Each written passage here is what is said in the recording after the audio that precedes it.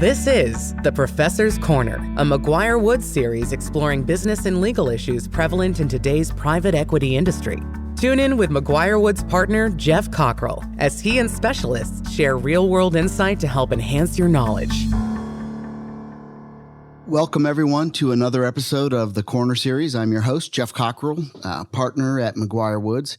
Here at the Corner Series, we try to bring together thought leaders and deal makers with respect to private equity investing in healthcare, mostly provider services, but also life science and other areas. Today, I'm thrilled to be joined by my good friend Larry Elisco at Wipfli. Larry, maybe you could give a brief introduction of yourself and Wipfli's transaction support practice. Sure. Thanks, Geoff, and appreciate you giving me a few minutes here. I'm Larry Elisco. I run our healthcare transaction team nationally, which means that we get involved in a lot of quality of earnings, due diligence, really assist investors, sellers, buyers in a transaction. Quite often, even when transactions are taking place, the sell side quality of earnings, really helps, I think, make things happen. I've also been, heavily involved in healthcare for the past 30 years. And I have a lot of clients that are your normal accounting tax clients. So I feel, I've had a lot of experience in this. I'm also a certified coding specialist by a group called AHIMA. And I'm also certified by the AICPA to do business valuation. So kind of get a lot of water under the bridge in my career. And I really enjoy the opportunity to help physicians, providers, and those in the healthcare space. So, Larry, I was thinking we might talk some about value-based medicine. It's, by all accounts, it's the wave of the future, but it's been slow to roll in. I see it in certain areas, certain sectors, with certain kinds of payers, but it has not swept over the entire market. When you think of value-based medicine in the healthcare provider services arena, maybe let's start with how you would define that, and then we'll talk about what the specific subsectors are where that comes into play. So I think in most businesses, you would be remiss if you didn't believe that you were being paid for your performance. I, as an accountant and consultant, need to perform at a certain level in order to earn what I'm compensated for. Geoff, same with you on the legal side. Doctors and providers are really provided on a fee-for-service basis where, whatever CPT codes you bill, whatever you're able to bill, the higher the volume, the more you get paid, the more complex the procedure is, the more you get paid. And, quite often there's a lack of alignment between the providers and the payers. Payers are interested in denying claims, and they go to great lengths to do that historically. They're also interested in controlling costs. Their job, is to collect insurance premiums and to pay as little as possible, quite frankly, while still maintaining, a level of care that meets all standards that are required. So my view is that value-based care changes that landscape. It's pay for performance. It creates risk, at the provider level where providers are, in fact, either going to be paid for performing well or not being paid if they don't perform well. And that's really what I see as a mega trend. If you look at the Center for Medicare and Medicaid Innovation, they believe that by 2030, every Medicare, every Medicaid contract is going to have some sort of a risk-based component to it. The idea of fee-for-service, at least from the government's perspective, without any risk, without any pay for performance, is not planned to exist, in the relatively near term. Value-based medicine can take a number of forms, whether that's kind of full capitation where the provider is paid a certain amount per person per month or something like that, and then is responsible for taking care of whatever happens, versus bundled payments where a particular episode is going to connect to a certain payment, and then the provider has to manage the pros and cons of navigating that particular episode. I've seen value-based medicine coming alive in more limited context. So you see a lot of primary care practices being gobbled up with the principal idea from a value-based care perspective is connects mostly to Medicare Advantage contracting, where you can contract with the federal government on a capitation sort of basis. I also see it in certain bundled payment areas with commercial payers, where take orthopedic, where everyone has to bundle kind of hip and knee replacements, but you can bundle other things. And so there's some pretty specific risk bearing that the providers can lean into. What sectors do you see this coming to beyond some of those limited primary care for Medicare Advantage, certain bundled payment types of sectors? Where do you see this becoming a more feasible idea? So I think you mentioned orthopedics, the musculoskeletal idea of, is your back pain going to require surgery? Can you be treated with physical therapy and medication before going that route? I can also give you an example. My wife just had double knee replacement in the last 2 years, and she went to one of the top specialists in this area. That doctor did not take anything other than, one payer. And I'm assuming that payer had, a very strong pay for performance structure in their contract. Didn't take Medicare, didn't take anything other than one payer. My wife basically had outpatient surgery both times, and the whole process took about 6 hours. My guess is that doctor was well compensated, because everybody else, every other patient that was involved in that procedure, usually there's a stay overnight, and if you're self-pay, he's probably collecting 3 or 4 times the amount that he's being paid from his commercial payer. So I think that you're looking at, I think, an example of pay for performance there in the orthopedic side. I also see cardiology, the idea of treatment, the idea of following a regimen on diet and being able to effectuate a good outcome, as opposed to just going in and immediately performing surgery. Some of the other areas, obviously, primary care.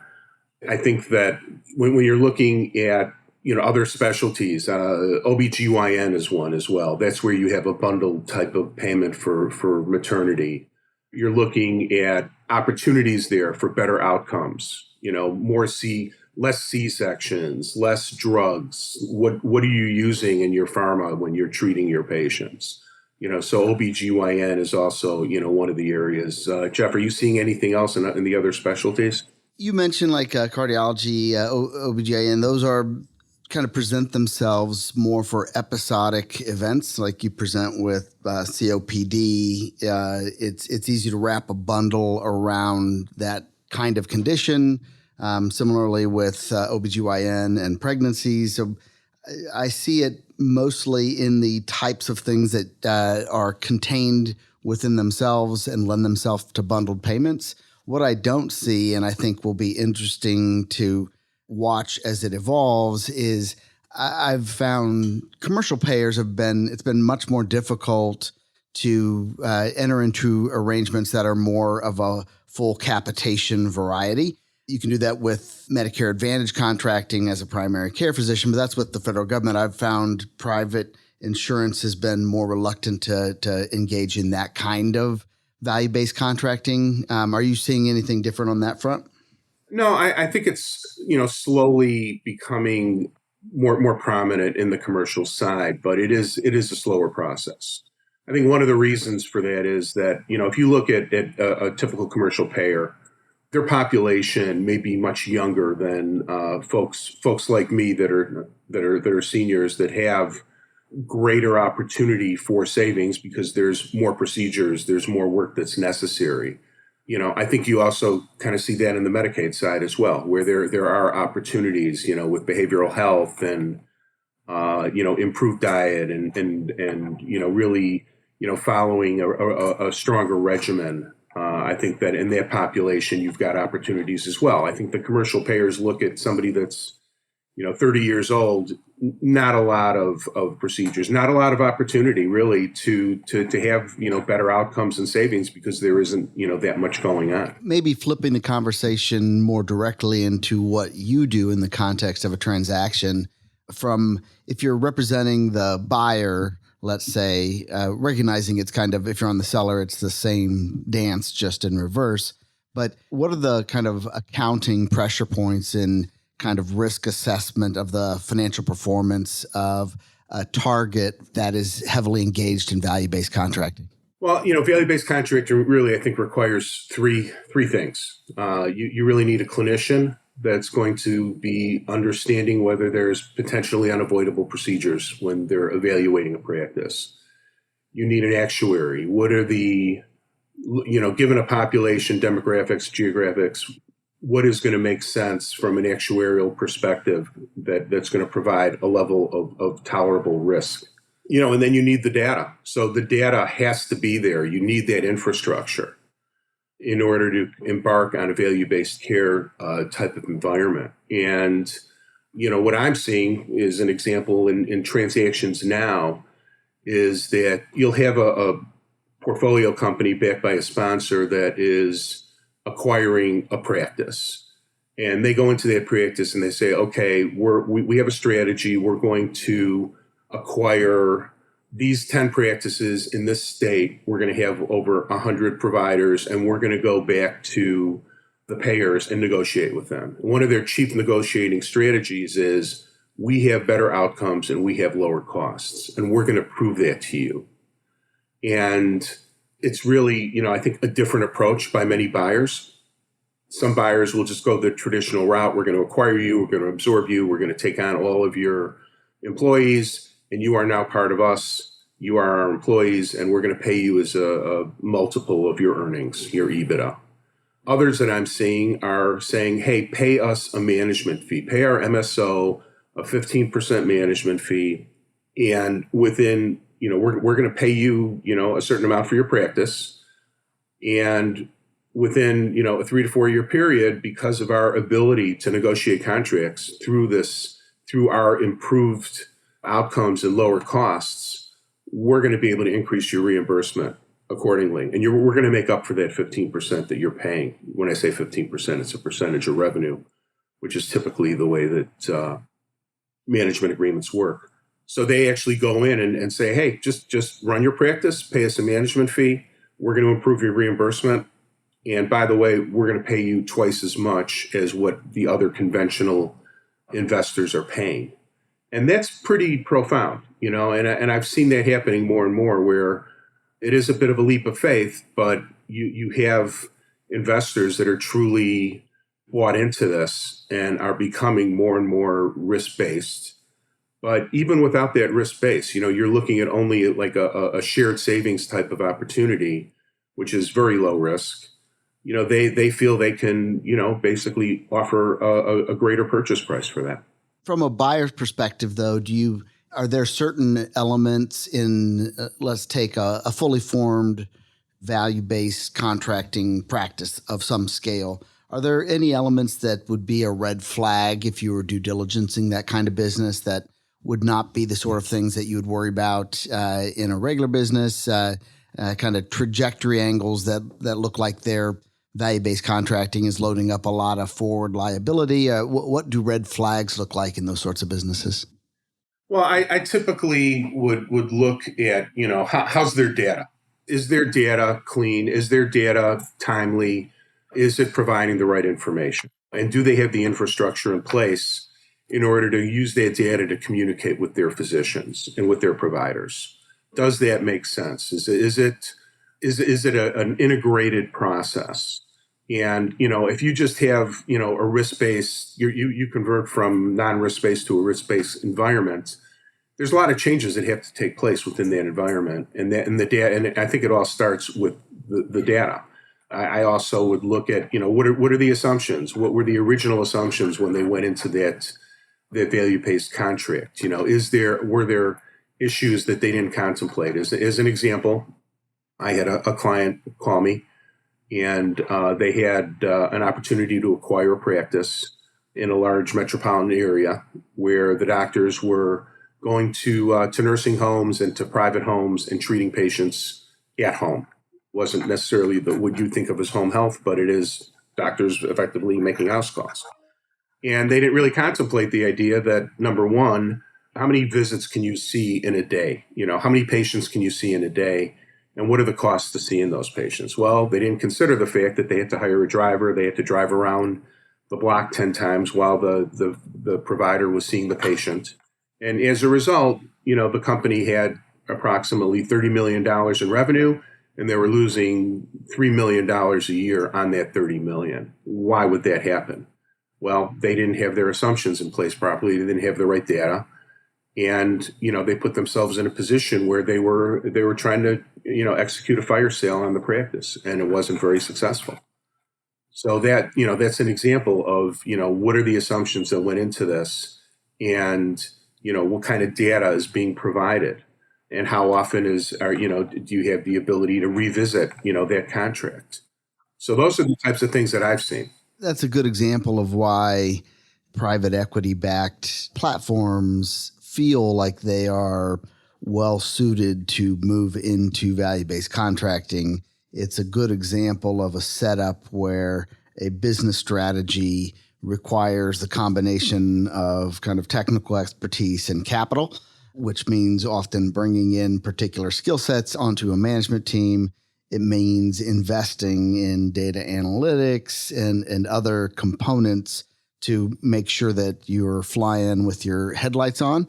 And the example that you gave is a good example of why the absence of capital connected to those platforms can make value-based contracting very dangerous, and also demonstrate why kind of private equity, which brings the capital into these scenarios, is often a good partner for moving in that direction.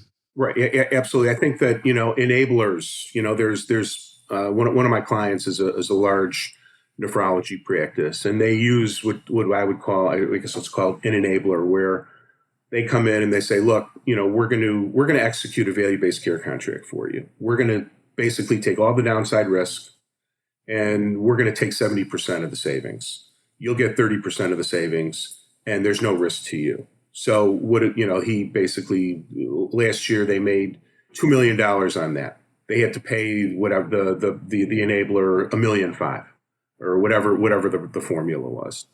And, if you were to look at a private equity environment, they could perhaps come in and say, hey, we're going to do that without the enabler. We're going to come in and we're going to make that $2 million on our own, because we're going to put the infrastructure in place, and we know that you've been successful at this. So I think that, having the ability to put that infrastructure in place, having that money to basically invest in your infrastructure and in, basically the integration of this practice, I think really is a very valuable commodity. And I think that that's one of the reasons why, private equity, I think, has such a great interest in this. I also believe that, investing in that infrastructure, if you're planning on selling, for example, in 5 to 7 years, if you've invested in that infrastructure and you're going to market, I think you're going to get a bigger multiple, by having that infrastructure, as opposed to saying, hey, we're going to just continue with our fee for service model. We're going to have integration. We're going to have a lot of synergies. We're going to make more money. We're going to, do all these things.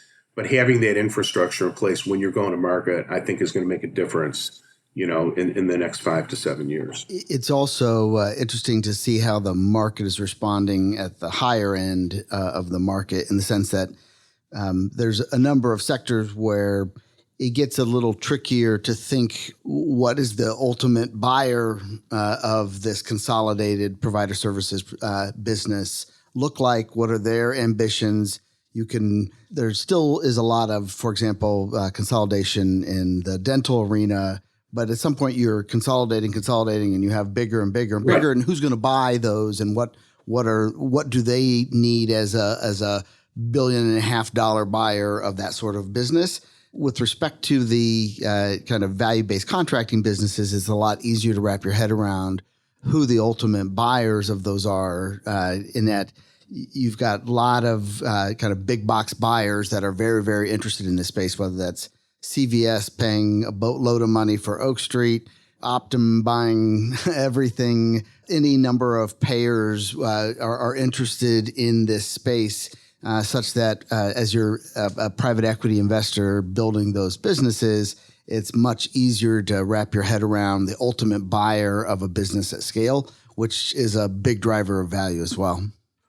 Absolutely. I think that, you see those types of big box buyers, they're really a combination of providers and payers.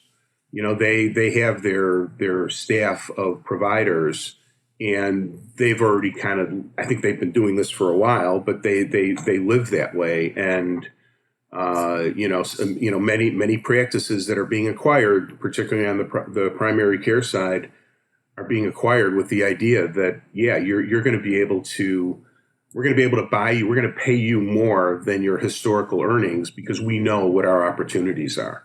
And, it does, it's the ability to create that value because you already have that infrastructure in place. I also think the imminent death of fee-for-service in healthcare has been predicted imminently for quite a while. And while the trend line in favor of value-based contracting at some level is going to continue, the death of fee-for-service is probably overstated, and the bulk of the market is still going to look a lot like the bulk of the market has for a while. So balancing those trends with kind of the existing and continued fee-for-service arena is still very much a part of how I think buyers are assessing the market. I agree, but even looking at the idea of pay for performance or lack thereof, look at like radiology, right? I mean, how much more can you affect a treatment process than the radiologist performing at the right level? If they miss something, then it's catastrophic. And it's not just a matter of billing the CPT codes there. It's a matter of, how have you performed? So I think in every level of healthcare, that pay for performance component really has to be in place at some point. And I think Medicare is leading the way with it. I think Medicaid will be there as well. But you're right, the commercial payers are things are going well for them. So why rock the boat? It will come, but slowly. Right. Larry, I think we'll break it there. Try to keep these on a consistent time frame. It's been a ton of fun to explore this topic with you. It's definitely the wave of the future, but not quite here yet, but coming. Great. Thank you so much for the opportunity, and I really enjoyed it as well. Thank you for joining us on this installment of the Professor's Corner. To learn more about today's discussion, please email host Geoff Cockrell at gcockrell@McGuireWoods.com. We look forward to hearing from you. This series was recorded and is being made available by McGuireWoods for informational purposes only. By accessing this series, you acknowledge that McGuireWoods makes no warranty, guarantee, or representation as to the accuracy or sufficiency of the information featured in this installment. The views, information, or opinions expressed are solely those of the individuals involved and do not necessarily reflect those of McGuireWoods. This series should not be used as a substitute for competent legal advice from a licensed professional attorney in your state, and should not be construed as an offer to make or consider any investment or course of action.